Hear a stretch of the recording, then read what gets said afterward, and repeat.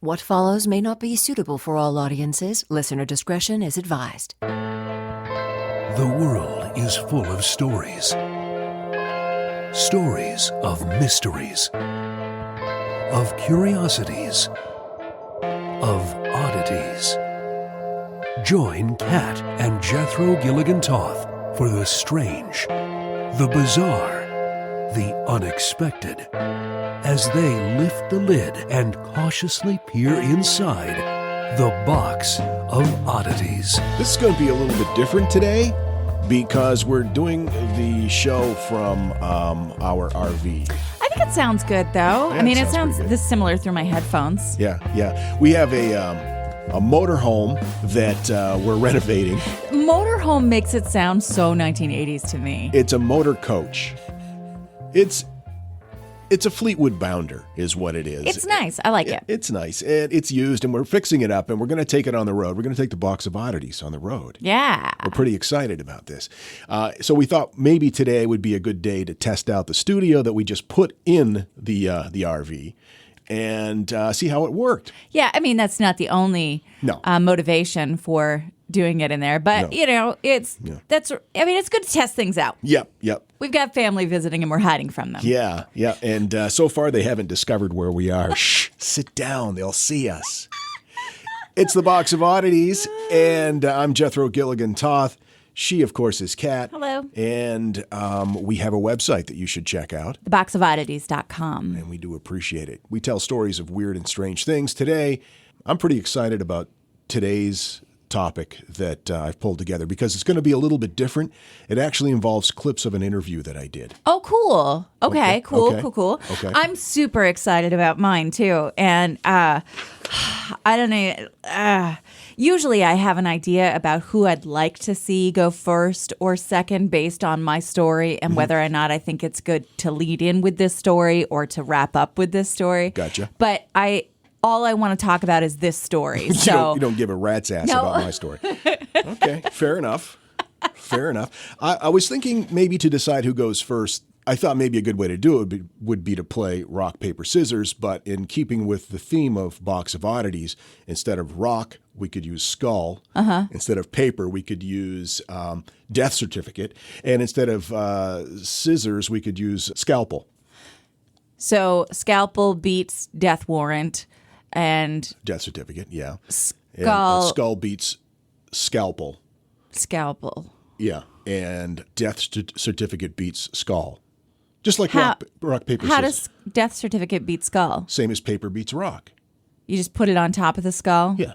Well, now that I'm thinking about it, rock, paper, scissors doesn't make any sense. It doesn't really, no. I mean, because rock, you can break the scalpel. That makes sense. Or you know what I'm getting at. Yeah. Oh, man, my whole childhood. Just out the window, goodbye. I mean, because it covers it. That's the idea. But yeah, in no way does that stop it. No, it doesn't. It could still rip right through that paper. It could. Oh. Yeah. It doesn't make any sense. It's like when I found out the moon landing was fake. You believe there's a moon? Stupid. All right. Skull, death certificate, scalpel. Here we go. Ready? Okay. 1, 2, 3. Oh, both scalpel. Okay. 1, 2, 3. Scalpel again. 1, 2, 3. Skull beats scalpel. Okay. How does that even work? It doesn't matter. I like winning. You go first. Okay. All right. Oh, I'm so excited. By the way, these chairs that we have in the RV need to be oiled. They're very squeaky. Very, very squeaky. They are very squeaky. Sorry about that, bros and hoes. Okay, so in 1974, at the age of 33, an Icelandic history teacher named, and I want to get this right, it's Icelandic, so it's Hord. Jimmy? Dean? Sigurdur Jardarsson. Sigurdur Jardarsson. Okay. Sigurdur Jardarsson was given a penis. What was this, like a blind date or? It was a dried bull's penis, long and limp, the kind often used in the Icelandic countryside to whip farm animals, which, by the way, don't do that. And a colleague of Jardarsson gave it to him as a joke at a holiday party. And I'm assuming it's like one of those Yankee swap parties where you're like, haha, you got the penis. Yeah. Soon, though, other teachers began, as a joke, bringing him penises, like bull penis or a whale penis that they came across. What? How does one come across a whale It's penis? Iceland. I don't pretend to understand You just how it works there. Wash up on the shore. And by the way, speaking of Iceland, we actually have listeners in Iceland. I was checking our stats. I love you. Yeah, Iceland. Woo! So eventually, Jarderson thought it might be an interesting challenge to collect specimens from all the mammal species in Iceland. This is how it started. Today, we're going to talk about the Icelandic Phallicological Museum, a.k.a. the Penis Museum. Phallicological, is that really a term? Yeah. It's a word? Phallological. Phallological. Fa-la-la-la-la-la-la, dick. Okay. Yeah. Okay. So basically, this is a penis museum. it's a penis museum, Okay. yes. And actually, our friend Mike Elliott told me about this. Oh. He's a big fan. I got most of the information about this amazing thing from Smithsonian Magazine. There was an article that I snagged from the Penis Museum website itself and BuzzFeed, of course. So the Icelandic Phallological Museum is probably the only museum in the world to contain a collection of phallic specimens belonging to all the various types of mammal found in a single country. Including human? I'm getting to that. Oh. The study of peners is an ancient science which until recent years has received very little attention in Iceland, except as a borderline field of study. You know, thanks to the Icelandic, I'm just going to say the Penis Museum. Thanks to the Penis Museum, it is finally possible for individuals to undertake serious study in the field of penises in an organized scientific fashion. So the founder, Jartsson, was born in 1941, and he's very well educated. He's a historian with a bachelor's degree from the University of Iceland. He's got a degree in Latin American history from the University of Edinburgh. He worked as a principal and a teacher for 37 years. He's worked as a teacher of history and Spanish at a college in Reykjavik. I always mispronounce that too. Reykjavik in Iceland. Let's just say in Iceland. Oh, man. This is going to be a toughie. We're really dumbing this down. Yeah. He worked as teacher. He's written and translated some 20 books, chiefly on Latin American history, including textbooks in history and Spanish. He's a very intelligent man.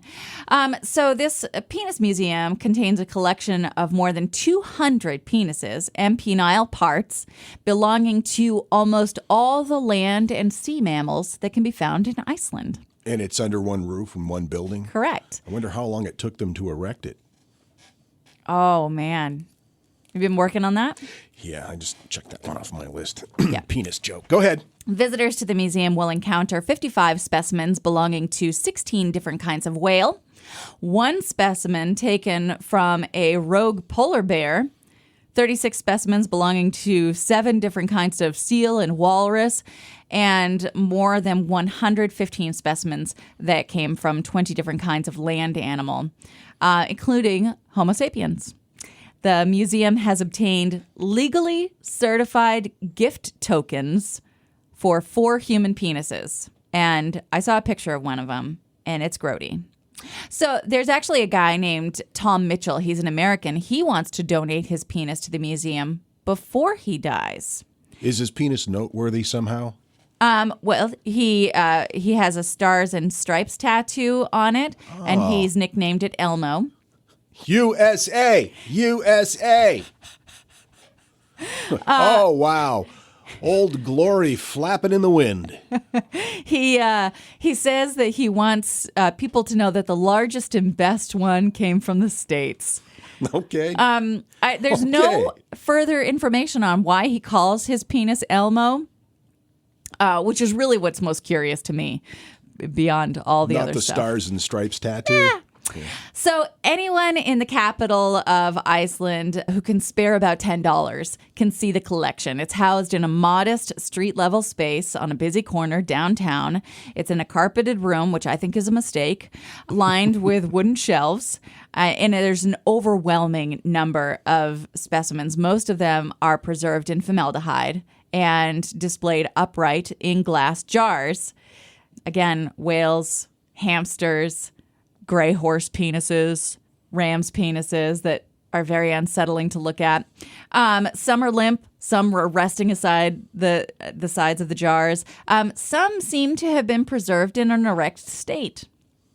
The walls are decorated with dried whale penises mounted on plaques, kind of like hunting trophies. Yeah. Like instead of a deer head, it's just a giant wang, like coming out at you. It's like the wall has a penis and it's saying hello. That's a fine how do you do. It's how much to get in? And about $10. That seems a little stiff. Number 2 off the list. Wow. Okay, Yep. There you go. Well done. Thank you. Some of them, including the human peener that I saw, included the giblets, the berries there. Wow. So some do, some don't. I guess that's So it's not a mandatory requirement to get into the museum. correct. Right. And it's not it's not penises only, and it's not required that you have all the bits. It's not a male genital in full requirement. All right. So there are also some tongue-in-cheek penis-themed arts that you will find, including a sculpture of the silver medal-winning Icelandic Olympic handball team's penises. So What? So What is that? well, the handball. Sure. So there's an Icelandic handball team that won the gold in the Olympics, and so they've sculpted their wieners, and you can see the wiener sculpture, You mean like a plaster caster? something like that. Yeah, Okay. yeah. Other penis-based artifacts like lampshades made from dry bull scrotums. What? Yeah, you Oh, know how I man. love a skin lamp. So Wow. So I would use an LED bulb in it. sure, you don't want it to get too hot. Yeah, it might smell awful. Uh, Maybe they could. You know what they should do? This is They should. They all should. kinds of ideas. They should make like a messenger bag out of an elephant foreskin, and then when you rub it, it becomes a suitcase. Number 3. Oh, man. Dick joke. The museum's largest specimen is from a sperm whale. It's nearly 6 feet tall. It weighs about 150 pounds, and it's kept in a giant glass tank bolted to the floor. Not the whale, the penis. Correct. Wow. The penis, nearly 6 feet tall. Wait, I mean, I'm repeating this on purpose. It weighs about 150 pounds. Yeah, sperm whale penis. Holy Sperm crap. whale. Jartson explained that this was merely the tip of the whale's full penis, which couldn't Just the be. tip? Yep. Just the tip. Yeah, you like it. But it could. The whole penis couldn't be transported intact when the creature died, and it was originally about 16 feet long, weighing upwards of 700 pounds. I had no idea. Amazing, right? So in the Smithsonian article, the writer, Joseph Stromberg, spoke of how seriously the founder, Sigurdur, took the museum. It's not just for funsies. It's a scientific museum. He even spoke of a student who said that he so much better understood whales because of what he was able to observe at the museum. And he said that was really important to him because that's the purpose. Except for a glass room in the corner, which is labeled simply folklore section. And in it, Sigurdur has assembled what he claims to be the penises of elves, water horses, an Icelandic sea monster, a merman, and a zombie bull.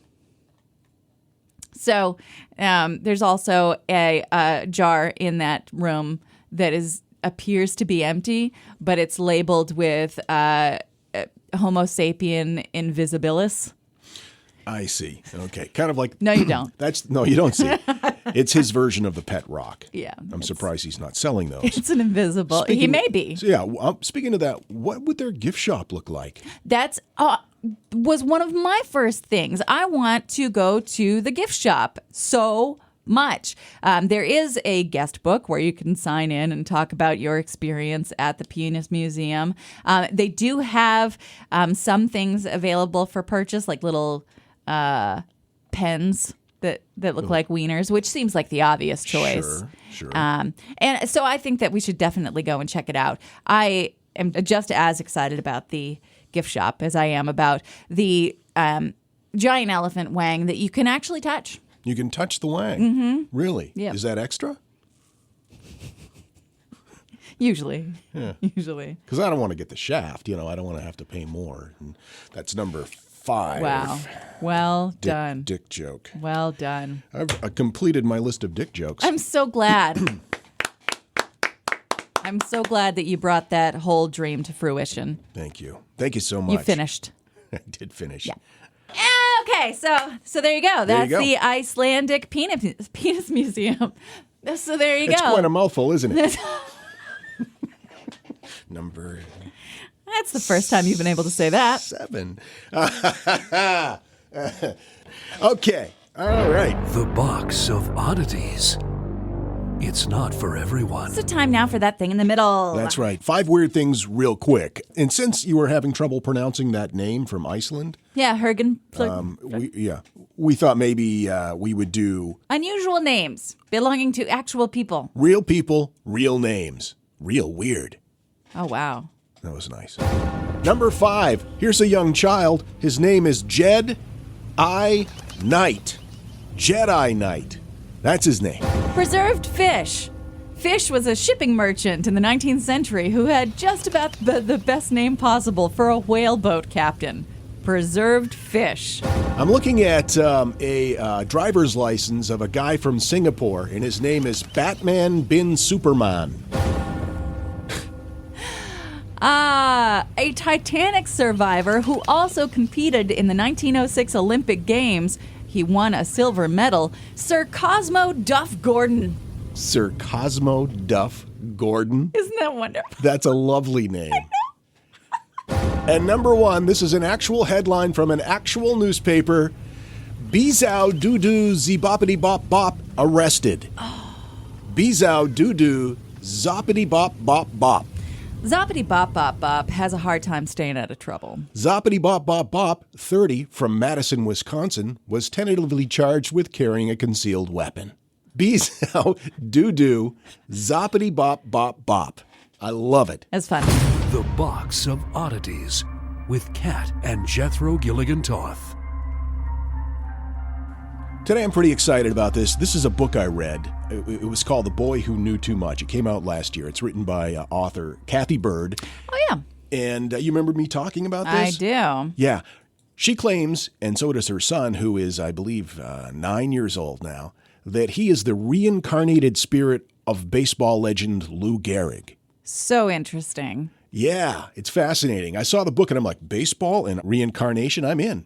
You know, I did a project on reincarnation when I was in 6th grade. You did? Yeah, I had to make a poster, and so I modeled it after the recycling signs that were becoming so popular then. So I did like a recycle your soul kind of deal. Oh, wow. But I misspelled soul. Oh, no. Yeah, it was kind of embarrassing. Like sole of a shoe? Yeah. Did they take points off for that? Oh, yeah.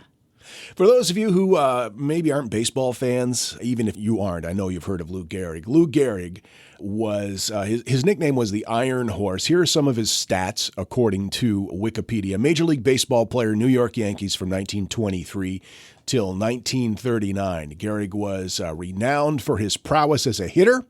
He was a 7-time All-Star, 7 consecutive seasons, a Triple Crown winner, an American League Most Valuable Player 2 different times, a member of 6 World Series championship teams along with Babe Ruth. He played with Babe Ruth. He had a lifetime batting average of .340, and he hit 493 home runs. He was a legend. Why do they call him the Iron Horse? Because he played something like 3,000 consecutive games without taking a day off. What's that got to do with horses? Iron horse. You know, an iron horse is like a train. They used to call trains iron horse back in the day. And so he just kept going. I didn't know that. Yeah. Why did they call trains iron horses? Oh, because they were transportation, but made of metal? Yeah, I think it was a Native American thing. Oh. Gerhig died in 1941. Now, here's an article by ESPN. They said, did he come back? And then he goes on to talk about Kathy Bird believing her son, Christian Haupt, is the reincarnated spirit of Lou Gerhig. Wow. And there are a lot of things to make you question whether or not this could be true. It's actually quite persuasive. That's good. It'll need to be, because you know how I feel about this kind of thing. This is the part that's going to be a little bit different. I actually got Kathy Bird on the phone. By the way, she's a wonderful lady. Okay. I really enjoyed talking with her. And really? She really enjoyed it? You really enjoyed it? Yes. Listen, Kathy. No, it's nothing like that. Just kidding. But she's, without a question of a doubt, convinced that her son is the reincarnated spirit of Lou Gerhig. When I talked to her, I had her explain some things. I'm going to play some clips of the conversation, okay? Mm-hmm. She explained when he started talking about being Lou Gerhig, what it was like. When he did start talking about Lou Gerhig, it was right around the time that he turned 3 is when he started saying things to us like, Mommy, I used to be a tall baseball player. You know, and I would say, yeah, you're going to be tall someday. You'll be a tall baseball player. And one day he got so upset with me and stomped his foot and said, no, I was tall like Daddy. And I said, you mean you were a grown-up? And he said, yes. So from then on is when it really kind of opened Pandora's box, and he just kept telling us more and more things about this lifetime as a baseball player. And I think it's important to note that at like 2-3 years old, he was a baseball prodigy. Oh, wow. This kid can play ball. He's considered to be one of the best ball players for his age in the country. Oh, my goodness. He's on traveling baseball teams. He has been for years. He threw out the first pitch at Dodger Stadium. You can see that on YouTube. And he was really young, like 4. Well, that's just cool. And he threw a strike. He wound up like a Major League Baseball player and threw a strike. At how old? 4. That's mind-blowing. Yeah, and the crowd of 30,000 people just went nuts. I would imagine. Yeah, check it out. It's on YouTube. Now, one of the things that I knew about, because I'm a baseball history buff, one of the things that I knew about Babe Ruth and Lou Gehrig's relationship was that most people think it was a great, strong camaraderie, and it was for a while, but they did have a falling out. Oh, no. At one point. Why? In their Babe, career. Why? Well, she talks a little bit about when she found out that Christian did not like Babe Ruth. That happened when we filmed the movie in Boston with Adam Sandler, and I took him to see the Yankees play the Red Sox at Fenway Park, and there was this giant picture of Babe Ruth, and Christian saw it when he was 2 years old and got so upset, like had a huge emotional reaction to this photo where he was waving his little bat and said, I don't like him, he was mean to me. And at the time, that was really strange. It was before he started telling us things about another lifetime.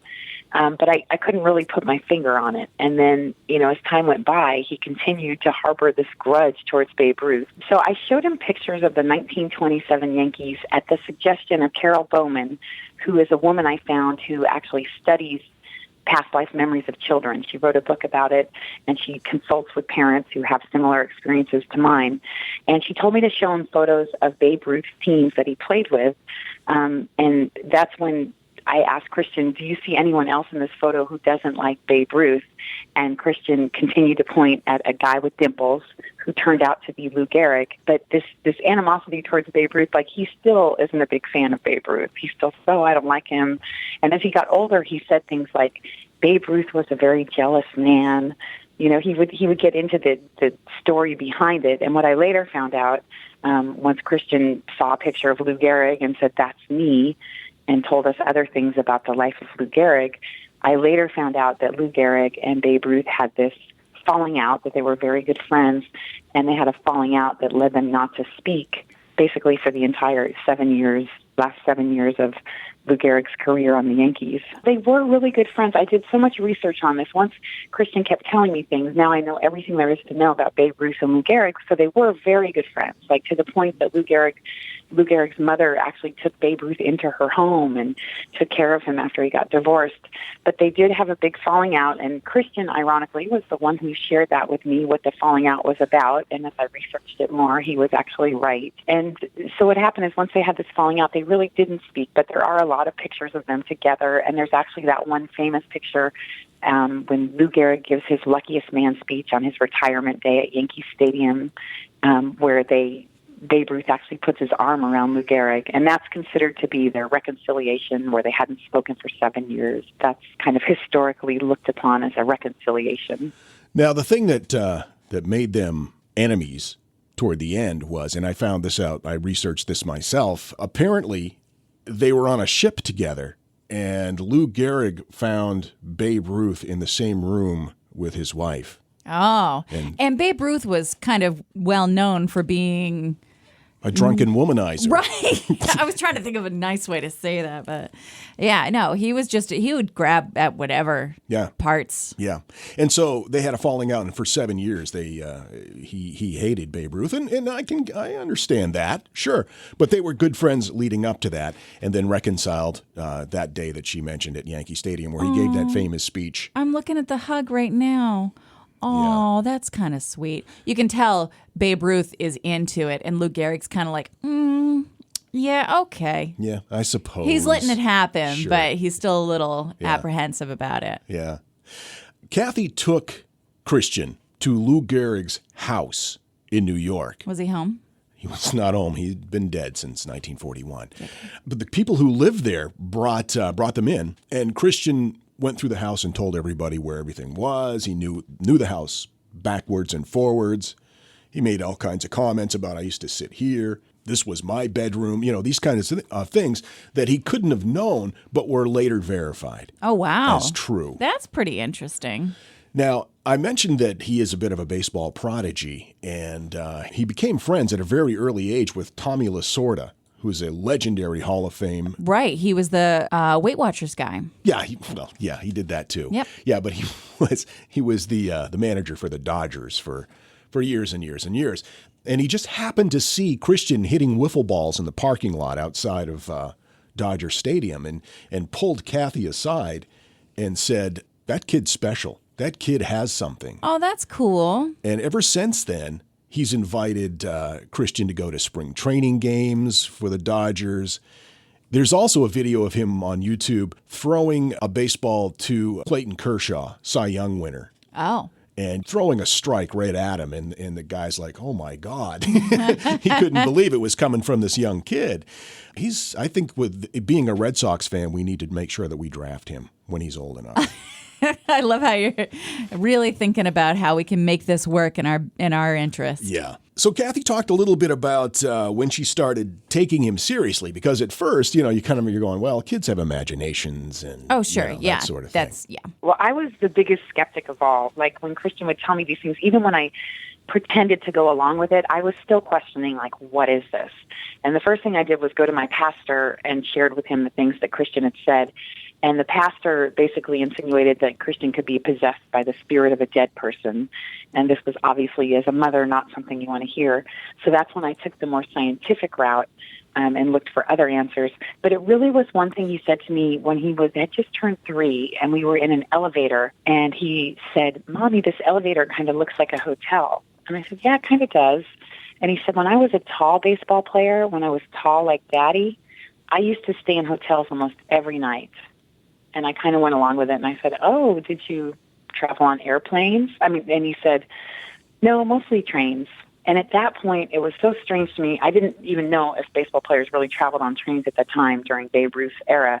But it just was strange to me because Christian had never played with trains, never been on a train. I don't think we'd ever talked about trains. So I looked it up and found out that Babe Ruth did travel on trains.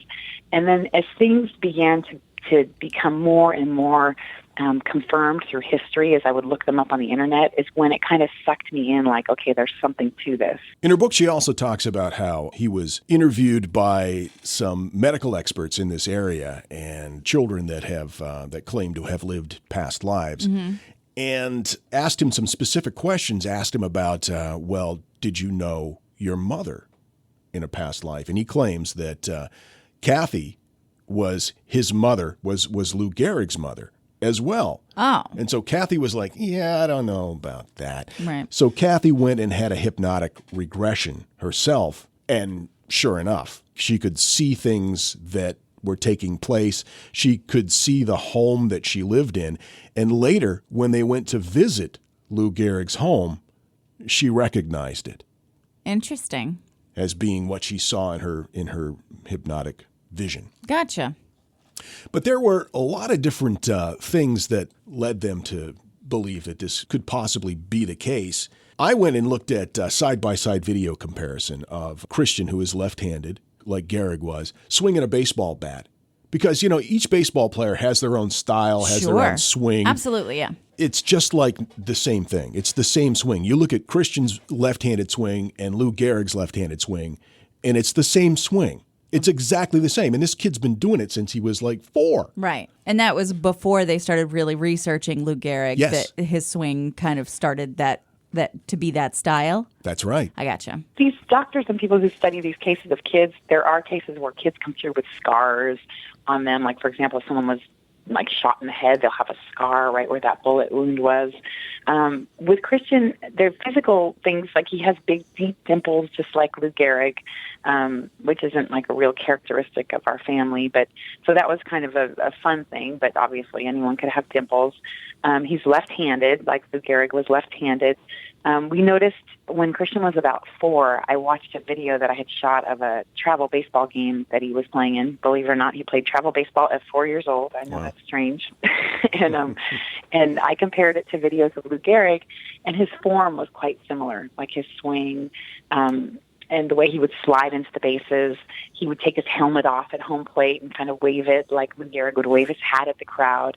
Just little subtle things that we would pick up on. Now, he's still doing travel baseball, and he's still considered to be, well, he is one of the best baseball players in his age group in the country, if not in the world. It's really an amazing thing to watch. And I was, Kathy's a Facebook friend of mine, and she had posted recently something about they were at this competition, and one of the other team's players' father was taunting him, was making fun of Christian being the reincarnated spirit of Lou Gehrig. Like how?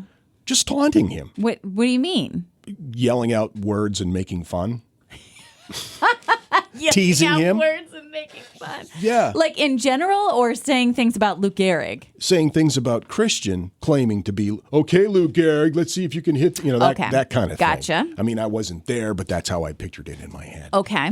And so I asked her about how he deals with that, because now everybody knows that he believes that he's Lou Gehrig. How does he deal with that? And she says he's incredibly mature for his age, and it just rolls off his back. And he's like, I just want to play baseball. Aww. He's a good kid. Now, at one point, and this is getting kind of weird, Kathy took Christian and his sister to visit Lou Gehrig's grave. I think there's a video in the book trailer. We did a book trailer that Jack Canfield narrated, and there's also a little video of that moment, too.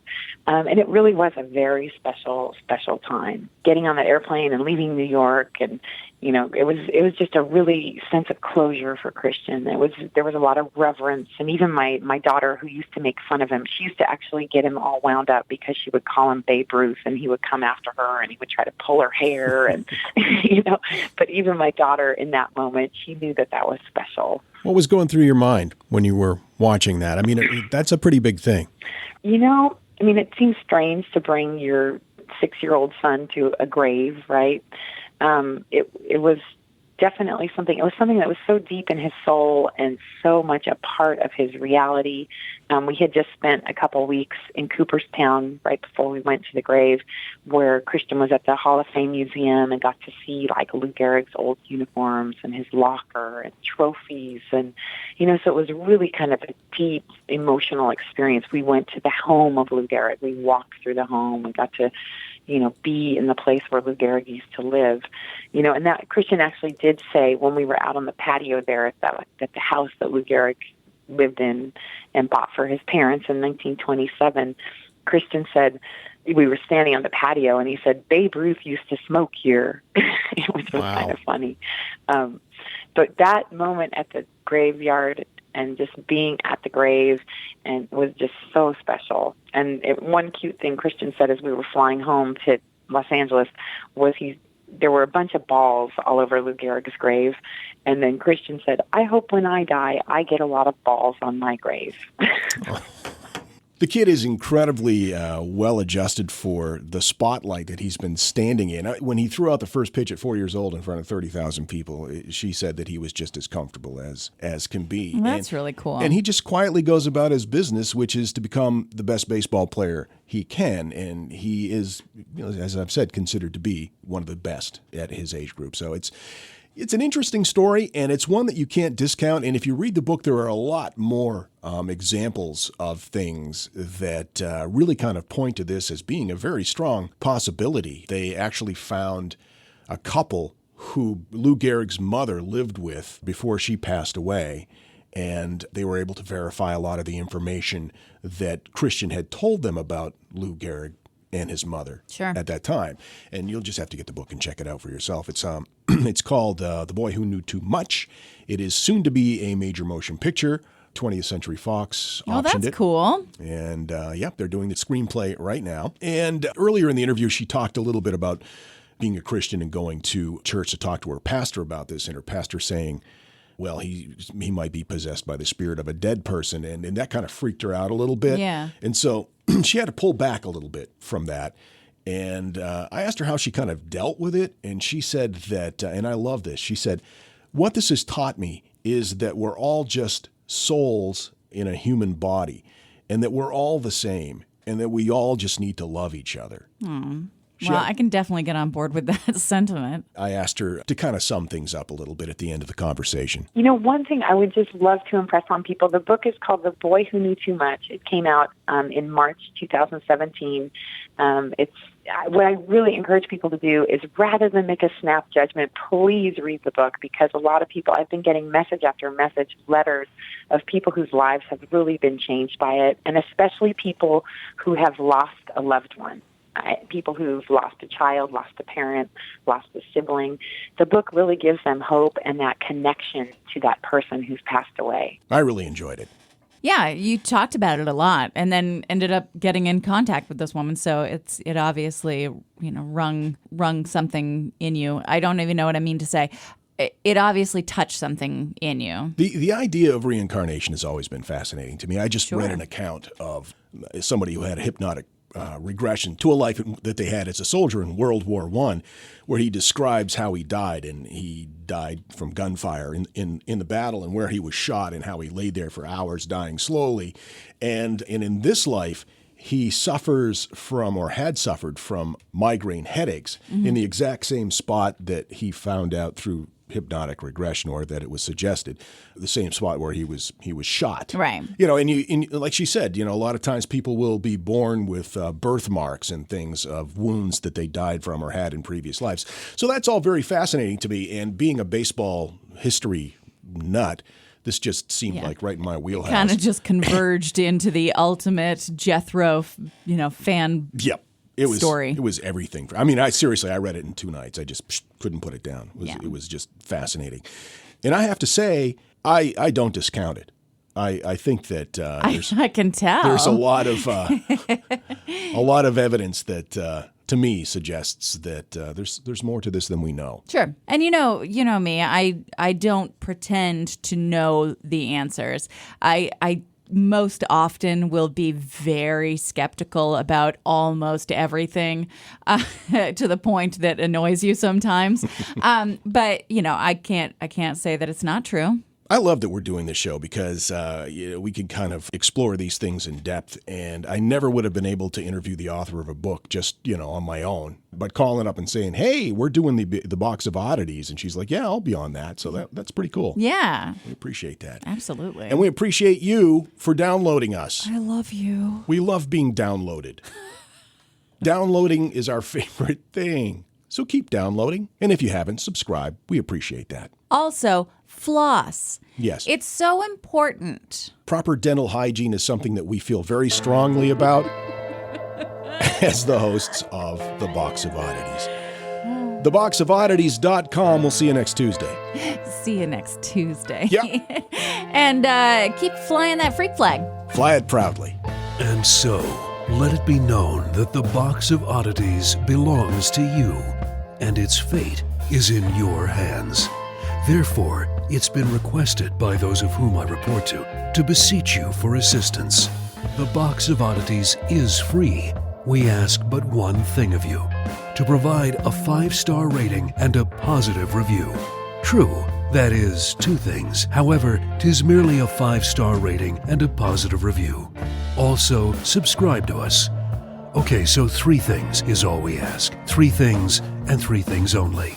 Henceforth, the Box of Oddities commits to the telling of stories. Stories of the strange, the bizarre, the unexpected. We wish to offer our deeply felt gratitude and appreciation for your patronage. TheBoxOfOddities.com. Copyright 2018. All rights reserved.